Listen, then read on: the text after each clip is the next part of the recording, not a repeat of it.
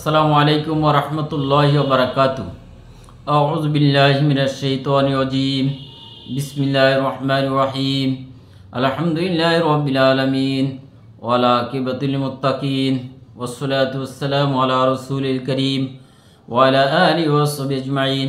মহান আল্লাহ পাক রব্বুল আলামিনের দরবারে লাখো শুকর যে মহান আল্লাহ পাক রব্বুল আলামিন আপনাদের মাঝে আরেকটি ভিডিও নিয়ে আসার তৌফিক দান করছেন। এই জন্য সে মহান রব্বুল আলমিনের দরবারে লাখ কোটি শুকর জানাই আলহামদুলিল্লাহ।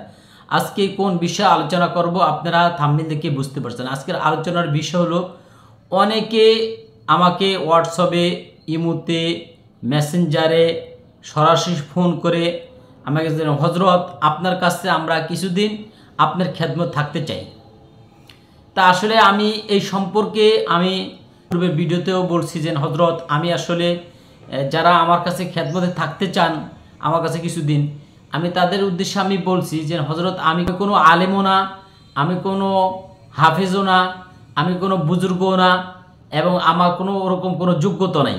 আল্লাহ পাক রব্বুল আলামিনের পেয়ারা হাবিব জনাব মুহাম্মদ রাসূলুল্লাহ সাল্লাল্লাহু আলাইহি ওয়াসাল্লামের কিছু আশেক জাকিরিন বান্দাদের সাথে আমি চলাফেরার আল্লাহ তৌফিক দান করছেন।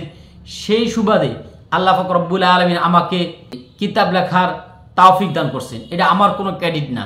আল্লাহ পাক রব্বুল আলামিন এবং তার পেয়ারা হাবিব জনাব মুহাম্মদ রাসূলুল্লাহ সাল্লামের কিছু আশেক, যেরকম কারি ইব্রাহিম সাহেবের নাতি মোবারক করিম সাহেবের সহবতে থাকার আমাকে তৌফিক দান করছে। সেখানে সেই মাদ্রাসায় আমি কিছুদিন লেখাপড়া করছি। চাঁদপুরে কারি ইব্রাহিম সাহেব মোমিনবাড়ি হুজুরের ছেলে কারি বাসার সাহেবের সাথে আমি ওখানে থাকা এবং ওনার সহবতে থাকার আমার আল্লাহ তৌফিক দান করছে।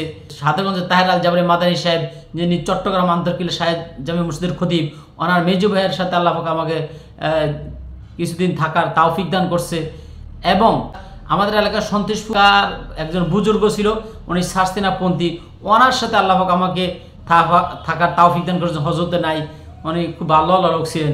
এই সমস্ত বুজুর্গদের সাথে চলাফেরার কারণে আল্লাহ পাক রব্বুল আলামিন আমাকে তৌফিক দান করেছে। তো এই জন্য আমি আপনাদেরকে যে আপনারা যারা আসবেন, আপনারা মুসাফির, আপনাদের মেহমানদারি করা রাসূলের সুন্নাত, কিন্তু আমি আপনাদের মুসাফিরদের যথাযথ সম্মান দেওয়ার মতো আমার যোগ্যতাও নাই। আর্থিকভাবে দুর্বল, শারীরিকভাবেও দুর্বল, শারীরিক আমি অসুস্থ মানুষ।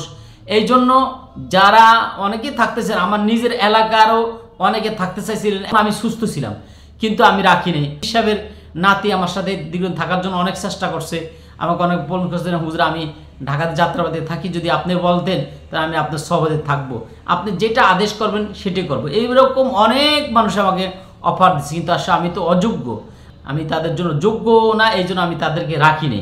তেমন আসলে অনেকে থাকতে চান, অনেকে বলেন হুজুর কী জন্য রাখতে চান না।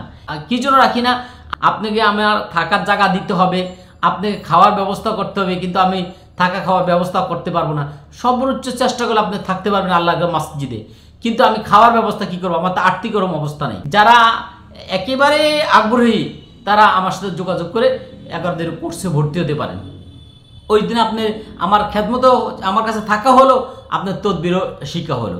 এই কোর্সে 11 দিন আপনি ভর্তি হতে পারেন। কোর্স চালু করার কথা বলেন, যখন আমরা কোর্সের কথা বলেন, যখন আমরা কোর্স চালু করি তখন আপনারা ভর্তি হন না, কিন্তু যখন কোর্স শেষ হয়ে যায় তখন আপনারা খুব পেরেশানি করেন, হুজুর আবার কবে কোর্স চালু হবে, কবে আমি ভর্তি হব। কিন্তু কোর্সের বিজ্ঞাপন দিলে ওই সময় আপনারা ভর্তি হন না। কিন্তু কোর্স ছাড়াই আলহামদুলিল্লাহ আমার কাছে অনেকে এসে থাকে তদবির শিখে। তো এই যে খোলাসা করে দিলাম, যারা তদবির শিখতে চান অথবা আমার কাছে থাকতে চান, যদি 11 দিনের কোর্সে আপনি ভর্তি হন তাহলে আপনি নিজ দায়িত্বে খাইতে হবে, নিজে খাওয়া দাওয়া করতে হবে, এবং আমাদেরকে 11 দিনে 11,000 টাকা হাদিয়া হিসাবে দিবেন। যে টাকাটা আমাকে দিবেন সেটা হাদিয়া হিসাবে দিবেন, আর আমি আপনাদেরকে যে জিনিসগুলো শিখাবো হাদিয়া হিসাবে শিখাবো।